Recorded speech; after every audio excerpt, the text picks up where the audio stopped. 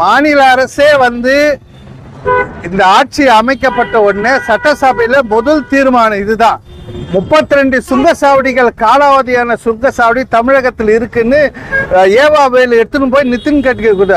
ஒரு மாநில அரசு இவ்வளவு பவர்ஃபுல் அரசு, இந்த மாதிரி ஒரு முதல்வர் இருக்கக்கூடிய இவங்க கொடுத்த கடிதத்தை நிதின் கட்கரி மதிக்கலைன்னா அப்போ அதுக்கு தான் நான் இந்த சாவடி இந்த ரோடை கைப்பற்ற சொல்லியிருக்கேன். இந்த எலெக்ஷன் மேனிஃபெஸ்டோல இந்த டோல் ரோடு மொத்தத்தையும் இருக்கக்கூடிய 70-75 டோலையும் மாநில அரசு எடுக்கணும்னு எலெக்ஷன் மேனிஃபெஸ்டோல போட சொல்லியிருக்கேன். ஏன்னா மதிக்கல, இங்க விபத்து நிறைய நடக்குது, விபத்தை தடுக்கணும், உயிரிழப்பு போயிட்டு இருக்கு. 6 வருஷமா நம்ம மாநில அரசு எடுக்கணும்ன்ற குஜராத் போன்று வரக்கூடிய அரசு குஜராத் போன்று இங்க நடவடிக்கை எடுத்தாதான் மக்கள் உயிரை காப்பாற்ற முடியும். இந்த மாதிரி உயர்த்தி யாரோ மும்பையிலேருந்து வந்து இங்க பூத் அமைச்சு பகல் கொள்ள அடிச்சிட்டு இருக்கிறத நிறுத்த முடியும்ன்றதுதான் எங்களுடைய கொந்தளிப்பு. ஒரே நிமிஷம், இந்தியாவோட பணத்தை வந்து முடிச்சிட்டேன்.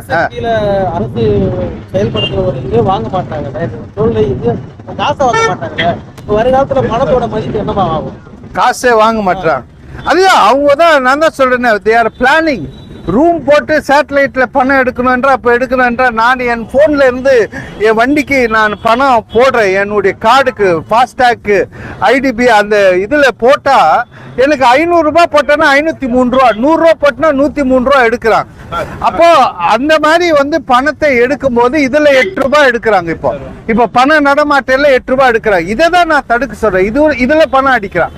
எல்லாமே வந்து பணம் தான் திட்டம் போட்டு இதை பெரிய பெரிய இந்த டோல்ல வசூல்ல பெரிய மாஃபியா பண்றாங்க. அதை தான் எதிர்த்து நாங்க போறோம்.